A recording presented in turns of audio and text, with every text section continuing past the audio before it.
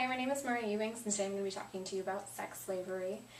Typically, when you think of slavery, what comes to mind? Most people generally think in the past of when African Americans were forced into slavery. Today, however, it still does exist in the form of what is now known as human trafficking. More specifically, I'm going to be talking about sex trafficking.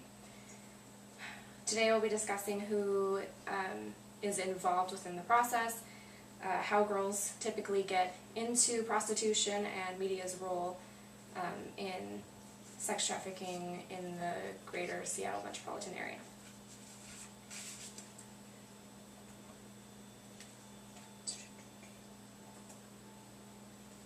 So first I will define what human trafficking is. It is an act of recruiting or transporting a person through force for the purpose of exploiting them. And there are a lot of different things that go into play when thinking about it. So there are the victims, who are the girls that are prostituted. There are the pimps, who are the slave owners and control the girls. There are the johns, who are known as the clients and the ones who purchase the prostitutes.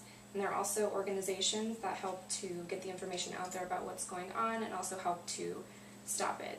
Such an example of this would be the SPD Vice Unit, which their goal is to basically go out there and stop what's going on and also help rescue some of the girls that are stuck in this.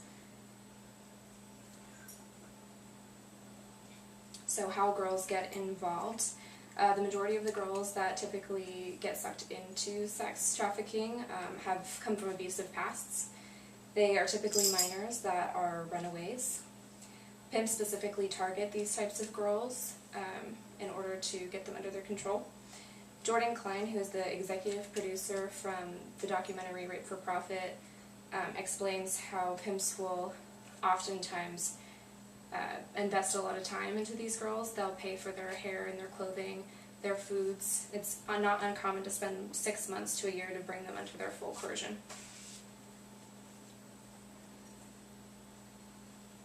So media plays a huge role into why it's such a big problem today. While sex trafficking does occur in a lot of places like street corners and hotels, the number one place that it occurs is on the internet. Two of the big main websites that it typically occurs is Backpage.com and Craigslist. An example of this is an open letter to Craigslist that a woman being prostituted wrote. She explained that her along with a lot of other girls were forced to sit on their laptops all day and post pictures of themselves, advertising themselves for sex, and also responding to ads. Another big way that media influences the sex trafficking industry is the way that they portray women in society. Scholars in the documentary Rape for Profit explain that because of this, it leads to a greater demand for prostitution.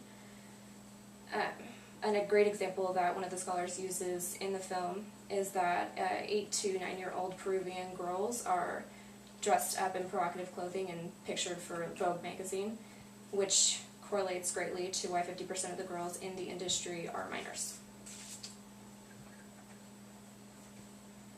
So while a lot of people know that human trafficking occurs and that sex slavery does exist in the world, it is shocking to most that Seattle is one of the top 10 places in the world that it occurs.